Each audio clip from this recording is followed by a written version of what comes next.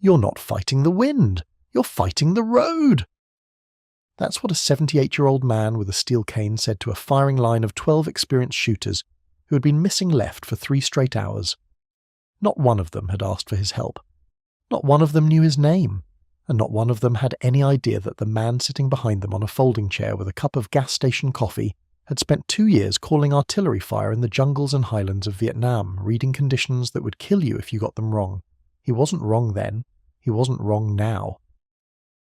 If you believe that wisdom doesn't expire, type observer in the comments and stay for this story. Curtis Lyle Brenham was born in 1948 in a clapboard house outside of Elkins, West Virginia. The third of 5 children and the only one who never left the state. His father worked the Baltimore and Ohio rail line until his knees gave out, and his mother cleaned rooms at the Elkins Motor Lodge for 27 years. Curtis was not an exceptional student. He was not an exceptional athlete. He was, by every measure available to the guidance counsellors and teachers of Elkins High School in 1966, an unremarkable young man with average grades and no particular ambition, beyond getting a steady paycheck and maybe buying a piece of land with a creek on it. What no standardised test or report card could measure was the thing that made Curtis Brenham different from almost everyone he'd ever meet. He saw what other people didn't. Not in a mystical sense. Curtis had no patience for mysticism. But in the literal physical sense, he noticed. He saw the way a morning fog settled 3 feet lower on the east side of a hollow than on the west, and knew, without being told, that the temperature differential was caused by the creek running along the eastern base. He saw the way wood smoke from his father's chimney bent hard left on certain November evenings, and understood instinctively that a pressure front was stacking behind the ridge to the northwest. He saw the way rain hit a tin roof in different patterns depending on whether the wind was climbing the mountain or rolling down it, and he could tell you which it was by sound alone, lying in his bed in the dark. This was not a skill anyone had taught him. It was not a skill he could have explained. It was simply the way Curtis Brenham's brain processed the world, in terms of motion, temperature, pressure, and trajectory. He didn't know it yet, but those were the exact 4 variables that would define his military career, save the lives of men he'd never meet, and, 56 years later, embarrass a dozen competitive shooters at a rifle range in the Shenandoah Valley. He was drafted in 1968, basic training at Fort Bragg, then advanced individual training as a 13F, a fire support specialist, which the Army called a forward observer. The job was elemental. Go where the infantry goes, watch where the enemy is, calculate the distance and direction between your position and theirs, account for wind, temperature, altitude, and the curvature of the earth, and call a fire mission to the artillery battery behind you that puts high explosive steel on the enemy's position and not on yours. The margin for error was measured in meters. The consequence for error was measured in bodies. Curtis excelled. He didn't excel because he was brave, though he was. He didn't excel because he was disciplined, though he was that too. He excelled because the same brain that had read wood smoke and creek fog in West Virginia could read wind shear and thermal columns in the Ashow Valley with a fluency that his instructors had never seen. He could look at a ridgeline 4 kilometers away and tell you how the wind was moving across the face of it, by watching the way the vegetation shifted. Not the trees, which were too slow, but the elephant grass and the low scrub, which responded to wind the way a seismograph responds to tremors. He could feel a temperature change on his face and know that a thermal draft was about to shift his correction by 50 meters. He could call a fire mission in conditions that made other observers radio back unable, fog, rain, wind, darkness, and put rounds within lethal radius on the first adjustment. His battery commander, a captain named Elias Rourke, once said that Curtis Brenham could have called fire with his eyes closed just by feeling what the air was doing. It was not a compliment delivered lightly. Captain Rourke had served 3 tours and had worked with dozens of observers. He considered Curtis the best he'd ever seen. But the war ended for Curtis on March 14, 1970, when a mortar round landed 9 meters from his observation position on a hilltop near Firebase Ripcord. The blast killed his radio operator instantly and drove a piece of shrapnel through Curtis's left hip that shattered the socket and severed the sciatic nerve below the joint. He was evacuated to Japan, then to Walter Reed, where he spent 11 months in recovery and rehabilitation. He walked out of that hospital with a permanent limp, a Purple Heart, a bronze star with Valor device, and a disability rating that ended his military career at 22 years old.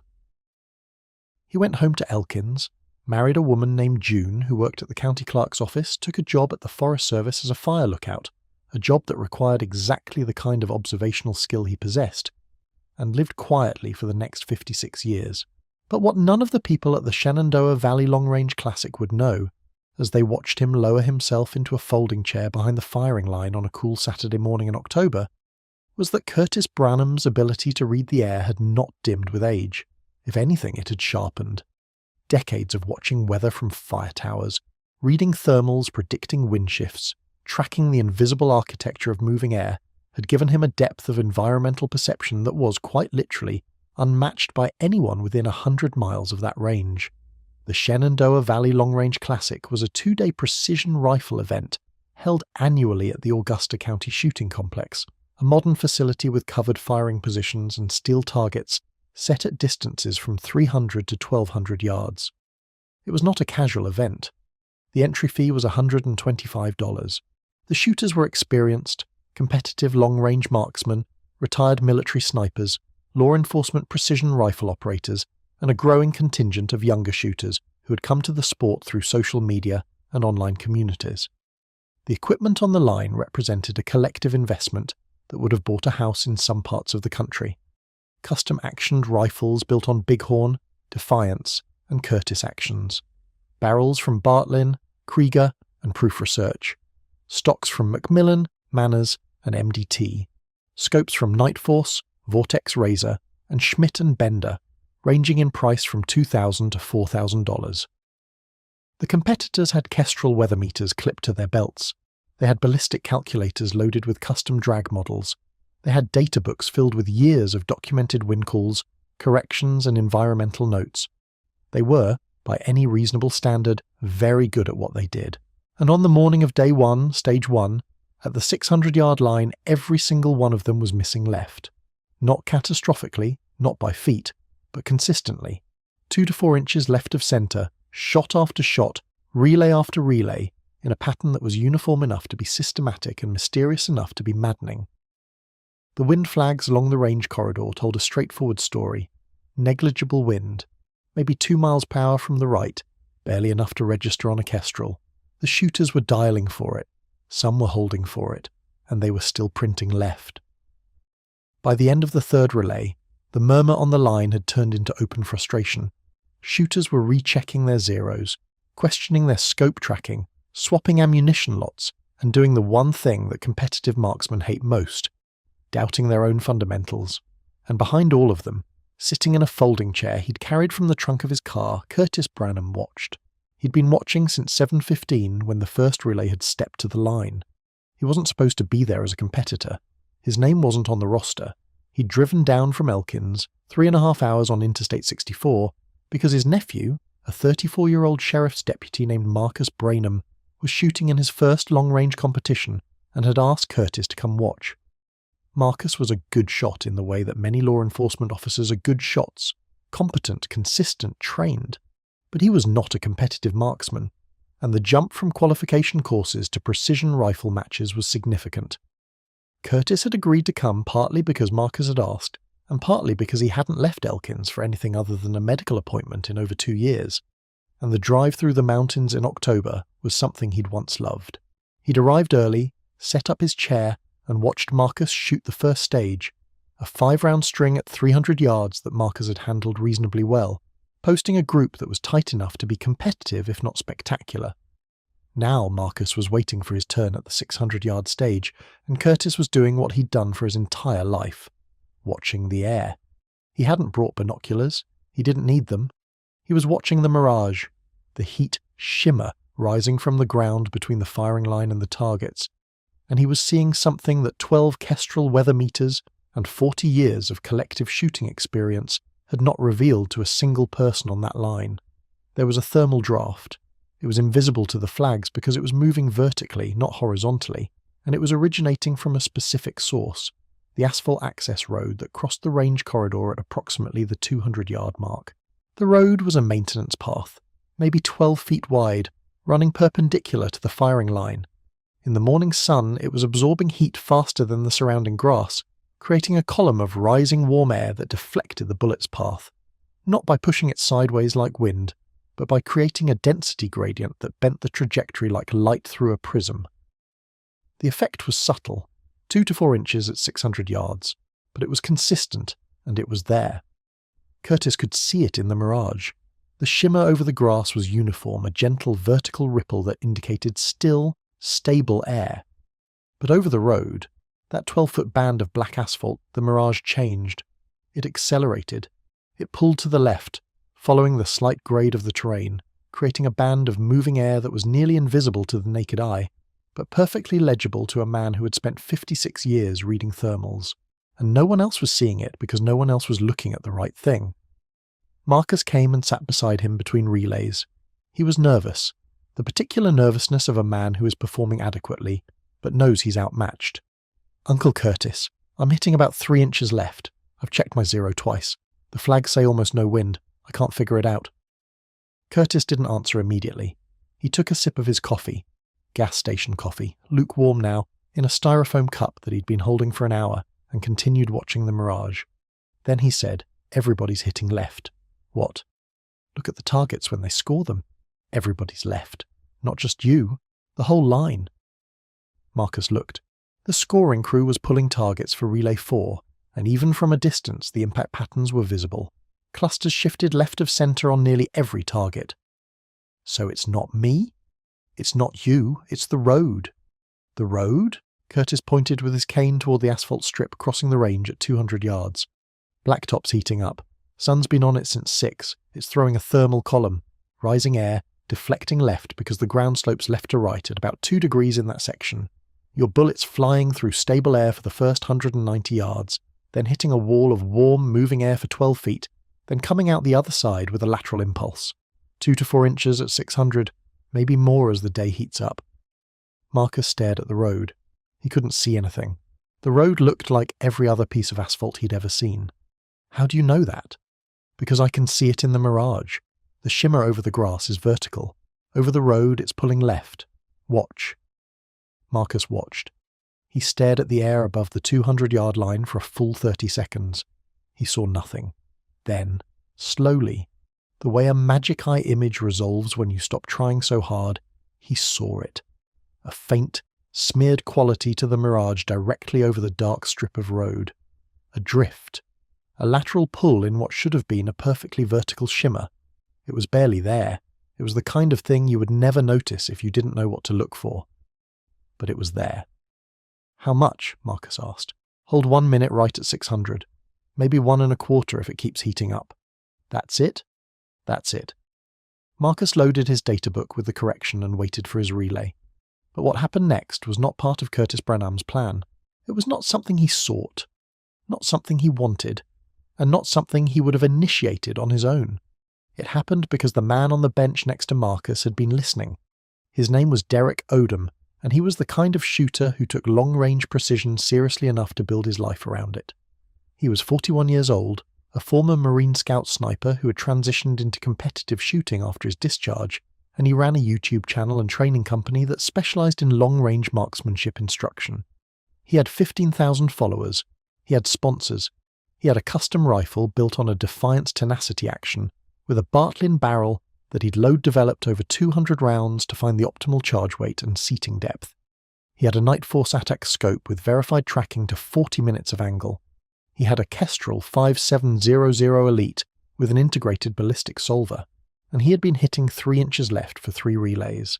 Derek had overheard Curtis's explanation to Marcus, the thermal draft, the asphalt road, the mirage reading, and his first reaction was skepticism. Thermals were real, certainly. Every long-range shooter understood that rising air could affect bullet flight. But the idea that a 12-foot strip of asphalt at 200 yards could produce a consistent, measurable lateral shift at 600 was, in Derek's experience, not something he'd encountered in any of the training courses he'd taken or taught. It sounded like the kind of thing an old man might say to sound knowledgeable, a plausible-sounding explanation that was more folk wisdom than ballistic science. But Derek was also 3 inches left and running out of explanations. He turned to Curtis. "You're saying the road is causing the drift?" Curtis looked at him. He didn't seem surprised that someone had been listening, and he didn't seem particularly interested in having the conversation, but he answered, "That's what I'm saying. How sure are you?" "Sure enough." Derek studied the old man. Cane, weathered face, hands that were gnarled and swollen at the knuckles, not a shooter's hands, or at least not the hands of a man who had been shooting recently, the hands of someone who worked with them or had worked with them a long time ago. "Mind if I try your correction?" Curtis shrugged. "It's a free country." Derek adjusted his scope. 1 minute of angle right, which at 600 yards translated to approximately 6 inches of horizontal shift. He was in relay 5, 3 shooters down from Marcus. When the range officer called the relay to the line, Derek settled behind his rifle with the practiced efficiency of a man who had done this 10,000 times, built his position, loaded 5 rounds, and waited for the command. He fired his string in 3 minutes. His shots felt good. Solid trigger brakes, consistent recoil impulse, no flinch, no called flyers. When the targets came back, his group was centered, dead centered. 5 rounds in a 1.3-inch cluster sitting directly over the X-ring at 600 yards. It was the best group he'd fired all day, and the only thing he'd changed was the correction that a 78-year-old stranger had given to his nephew on a folding chair.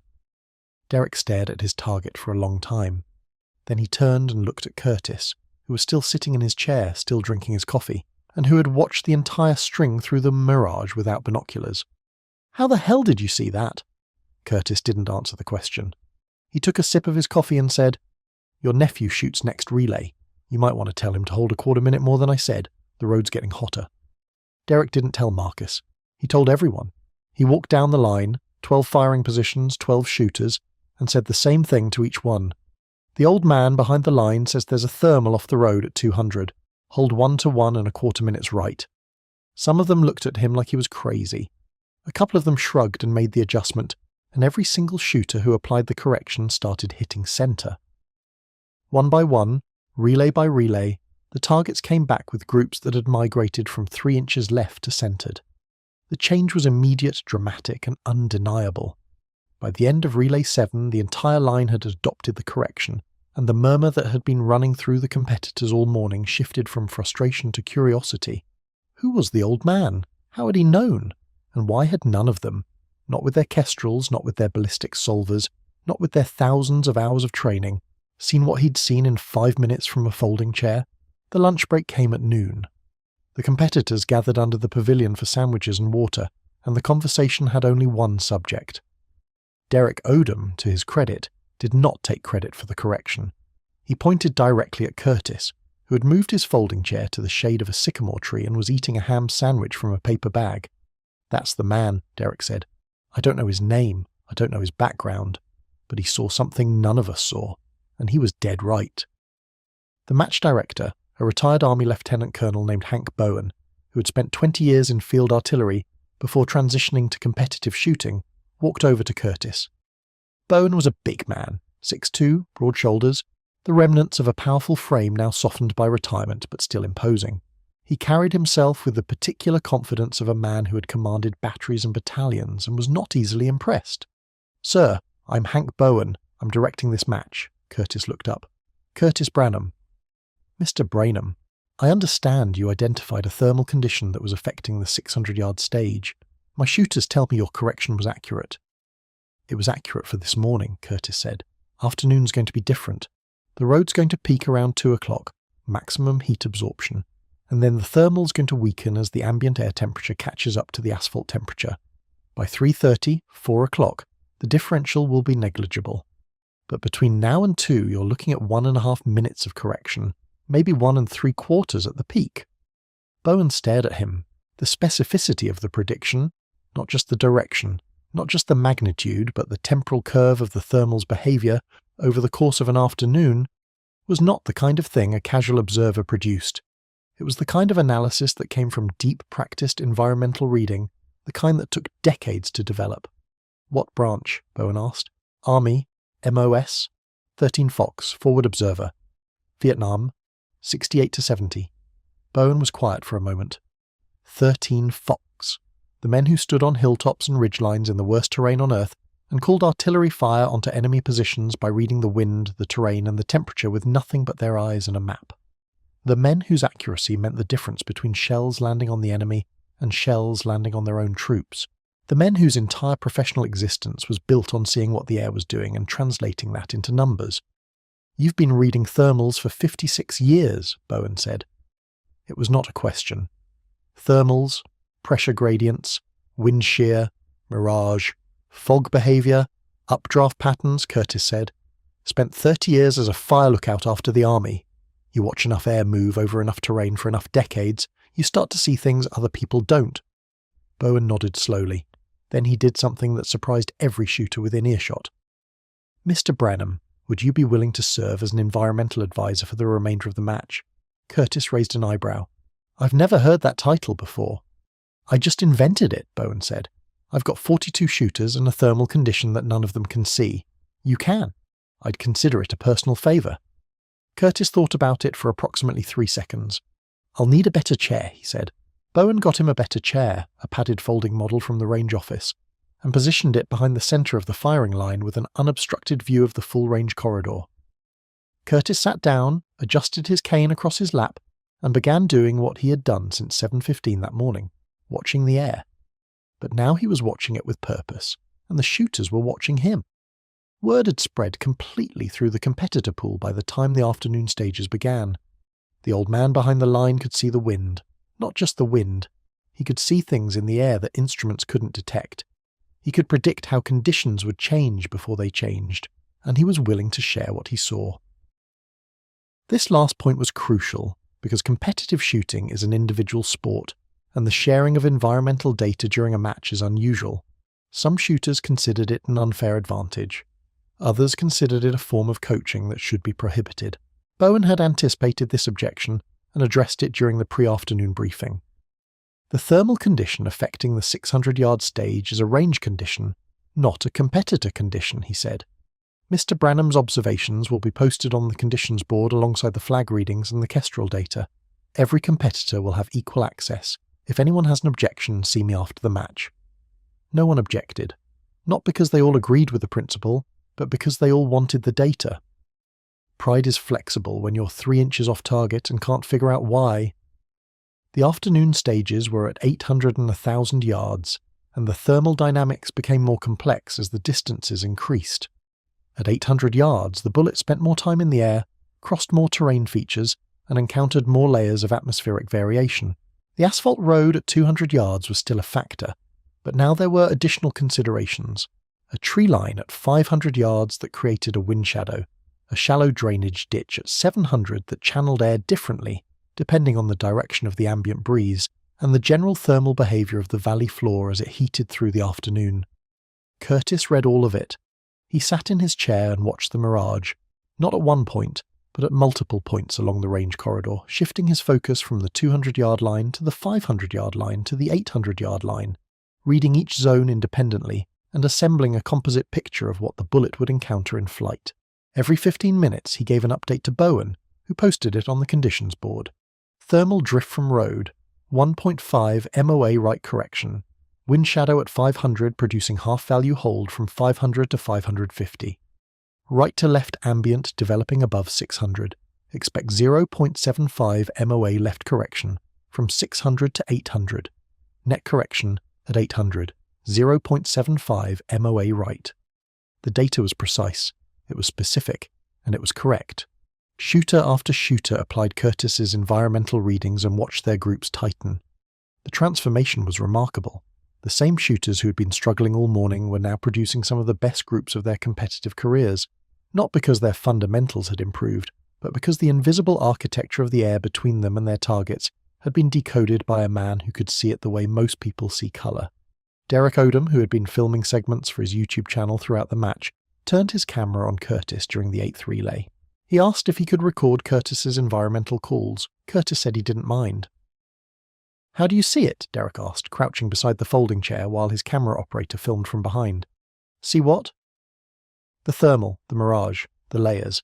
I've been shooting long range for 15 years. I've taken every wind reading course available. I've got a $5,000 weather station on a tripod behind me, and I cannot see what you see."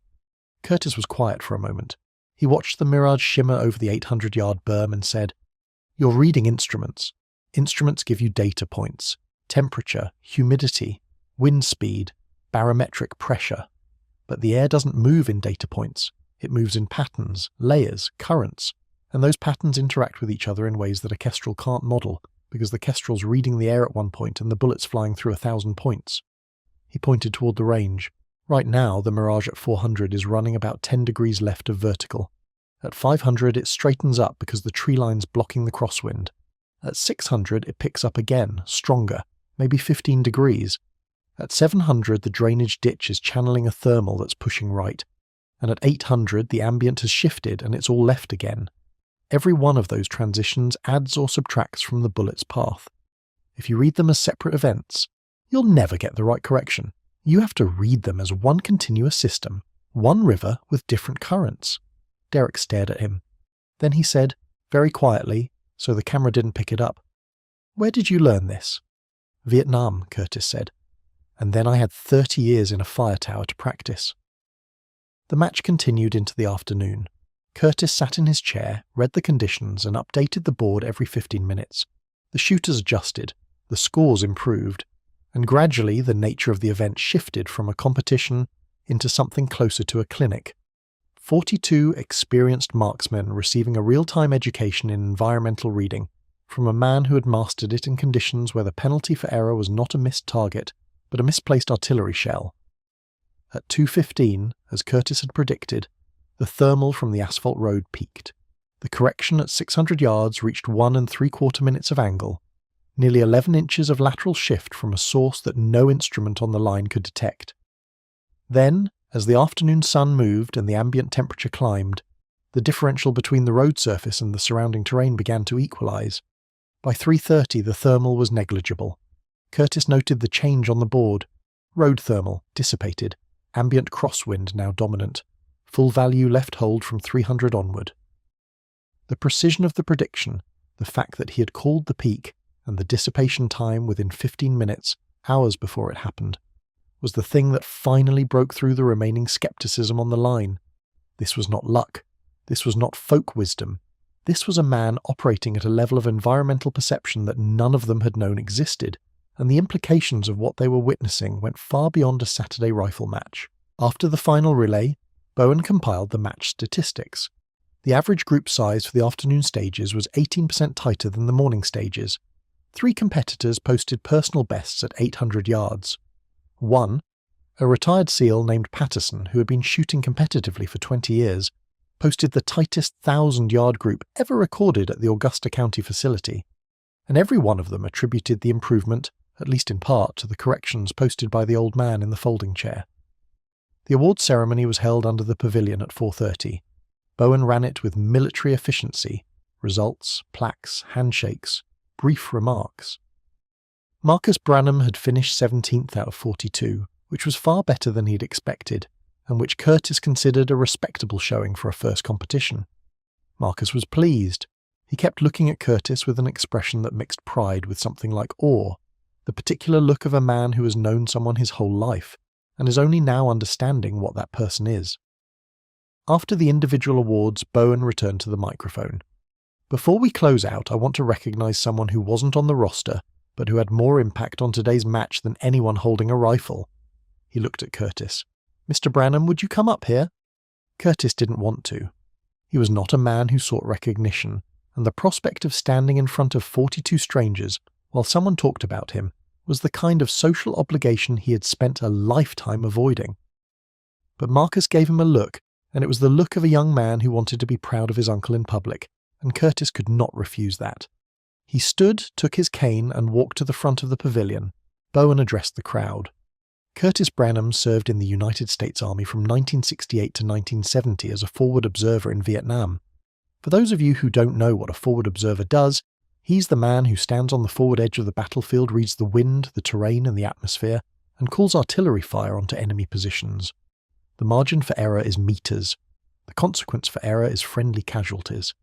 Mr. Branham earned a bronze star with V-device and a Purple Heart during his service. The pavilion was quiet. The shooters, many of them veterans themselves, and understood the weight of those words. After his service, Mr. Branham spent 30 years as a Forest Service fire lookout, spending thousands of hours reading weather, thermals, and atmospheric conditions from observation towers across West Virginia. This morning, while the rest of us were blaming our scopes, our ammunition, and our fundamentals, Mr. Brainham identified a thermal condition originating from the asphalt access road at the 200-yard line that was causing a consistent lateral drift.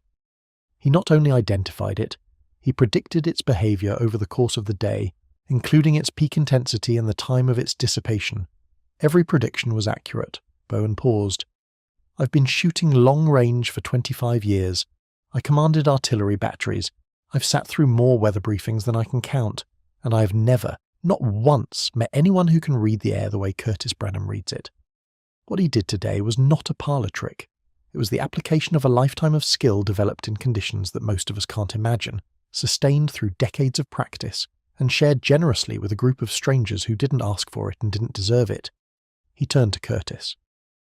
On behalf of the Shenandoah Valley Long Range Classic and every shooter who hit centre today because of you, thank you. The applause was immediate, sustained, and genuine. Curtis stood at the front of the pavilion, leaning on his cane, and accepted it with a single nod. He did not smile. He did not wave. He was not uncomfortable exactly. He was simply a man for whom public acknowledgement was a foreign language, and he was doing his best to respond in kind. What no one in the pavilion could see was the thing happening behind his eyes. The memory of a hilltop near Firebase Ripcord in March of 1970, the radio crackling with coordinates, the mortar round that changed everything, and the 56 years since then when the skill that had kept men alive had been used for nothing more consequential than predicting whether a thunderstorm would cross the ridge before or after noon, until today. Derek Odom found Curtis after the ceremony. He was direct, which Curtis appreciated because Curtis had no patience for indirectness. Mr. Branham, I run a training company, long-range shooting instruction. I've taught hundreds of shooters, including military and law enforcement, and what you demonstrated today is something I've never been able to teach because I've never fully understood it myself. Curtis listened. He didn't interrupt. He had the patient attentiveness of a man who had spent decades in observation towers with nothing to do but watch and listen. I'd like to produce a video series with you, Derek continued. Not shooting instruction, environmental reading, how to see what you see, how to read thermals, mirage, microclimates, the things that instruments can't tell you. I think it would be the most valuable long-range shooting content anyone has ever produced. Curtis was quiet for a long time. He looked out at the range where the afternoon shadows were lengthening across the grass, and the targets were being pulled down for the day. The asphalt road at 200 yards was still there, still absorbing the last of the sun's heat, still producing a thermal column that was now weak enough to be irrelevant but still visible to Curtis in the mirage. Always visible? I'm 78, Curtis said. I don't own a computer. I don't watch YouTube. I don't know what a training company does or how a video series works. I handle all of that, Derek said. All I need from you is your eyes and your voice. You read the conditions. I film it. I explain to the audience what you're seeing and why it matters. And people would watch this? Mr. Brainham, there are 200,000 long-range shooters in this country who would watch you read Mirage the way other people watch sports. What you can do is the rarest skill in precision shooting. It's the one thing technology hasn't replaced and probably never will. Curtis considered this. He thought about the fire towers, the years of solitude, the accumulated understanding, the things he'd seen that he'd never shared with anyone because there had never been anyone to share them with. He thought about Barbara in the facility in Asheville, who wouldn't know what he was talking about even if he told her. He thought about the young shooters on the line today who had been confounded by a strip of asphalt because they'd never been taught to see what their instruments couldn't measure. I'll think about it, he said. Derek handed him a card. Curtis looked at it, then put it in his shirt pocket. I'll tell you one thing, though, Curtis said. If we do this, we do it outside, on real terrain, in real conditions, not in a studio, not with graphics and animations. You put me on a hilltop with a spotting scope and a crosswind, and I'll show people what the air is doing. That's the only way it works. You can't learn to see by watching a screen. You learn to see by watching the world. Derek nodded. That's exactly how I'd want to do it. They shook hands.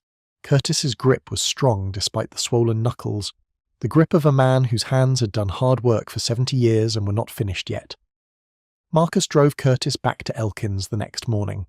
They took the mountain roads instead of the interstate because Curtis preferred them, and because the fall foliage was peaking and the ridgelines were painted in colours that made Curtis quiet. In a way that Marcus understood was not sadness but reverence. They stopped for coffee at a gas station in Monterey, Virginia, and stood in the parking lot looking west toward the Alleghenies, while the steam rose from their cups. "Uncle Curtis," Marcus said, "can I ask you something?" "Go ahead." "At the range yesterday, when you told me about the thermal, you said you could see it in the mirage." "That's right." "How long did it take you to learn to see that?" Curtis thought about it.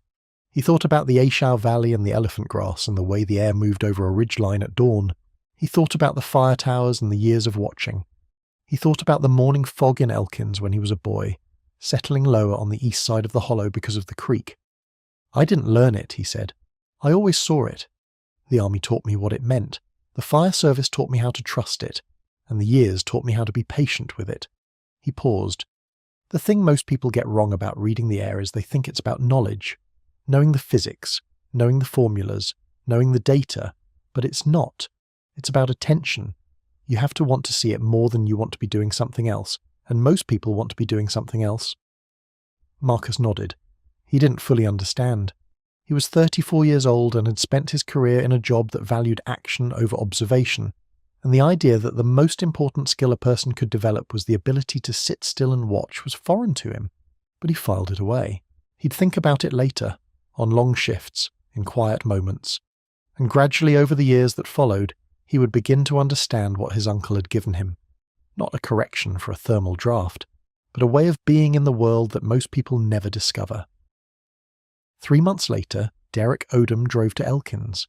He brought a camera operator and a sound engineer and enough equipment to film a full-length documentary. But Curtis took one look at the gear and shook his head. "Too much," he said. "One camera, one microphone, and we go to the ridge."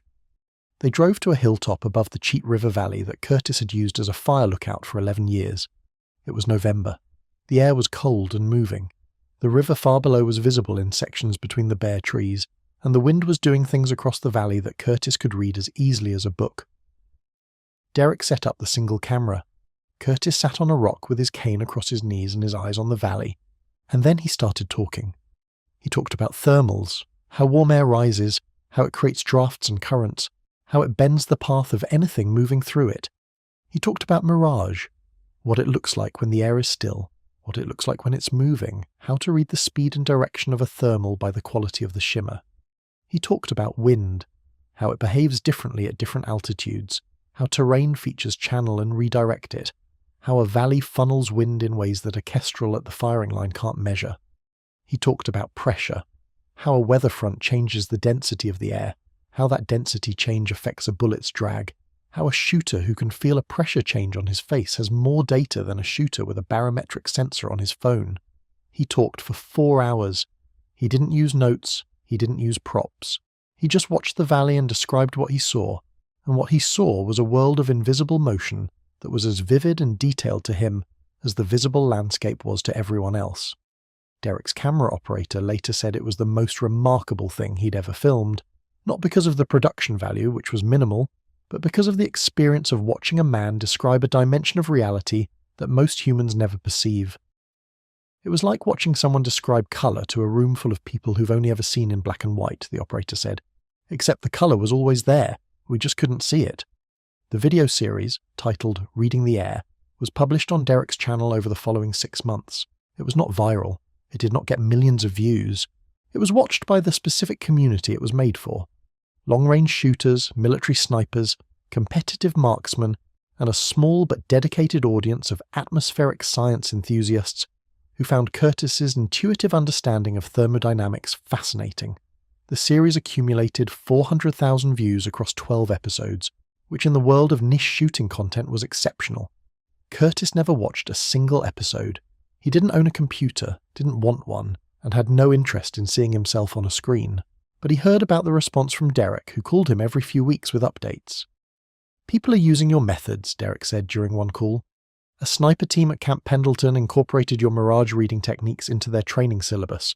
A competitive shooting coach in Texas is teaching your thermal identification protocol to his students. There's a ballistics researcher at MIT who wants to study your visual acuity." Curtis listened to all of this with the same quiet patience he brought to everything. He was pleased, in the reserved way that men of his generation expressed pleasure, not with excitement or self-congratulation, but with a brief nod and a long silence that meant more than any words. What he had given the shooting community was not a technique that could be mastered in a weekend course. It was an orientation, a way of attending to the world that required patience, humility, and the willingness to look at the space between the shooter and the target with the same care that most people reserve for the target itself. It was the understanding that the air is not empty. It is full of motion, temperature, pressure, and current, and the bullet must navigate all of it, and the shooter who cannot see what the bullet will encounter is shooting blind no matter how good their scope. Curtis Branham continued to live in his house outside Elkins. He visited Barbara every Sunday. He worked in his shop. He watched the air from his porch in the mornings and from his windows at night, reading the movement of fog and smoke and rain with the same attention he had brought to it since boyhood. He did not return to the Shenandoah Valley Long Range Classic, though he was invited every year and given a permanent seat behind the line. Marcus visited more often than he used to, and sometimes they sat together on the porch without speaking, watching the evening settle into the hollows, the fog pooling along the creek in the precise pattern that Curtis had first noticed 65 years ago. One evening, Marcus asked him if he ever wished he'd done more with his skill, gone professional, competed nationally, built a career around what he could see. Curtis watched the fog for a long time before he answered. "I did do something with it," he said. "I kept men alive with it. That was enough." He paused. "And then I kept forests alive with it. That was enough too." Another pause. The fog crept lower. "And then I helped some fellas at a shooting range who were missing left." He almost smiled. That was probably enough. The asphalt road at the Augusta County Shooting Complex was repaved the following spring as part of a routine maintenance schedule. The new surface was lighter in colour, a concrete composite that absorbed less solar radiation than the original blacktop. The thermal draft at the 200-yard line diminished significantly.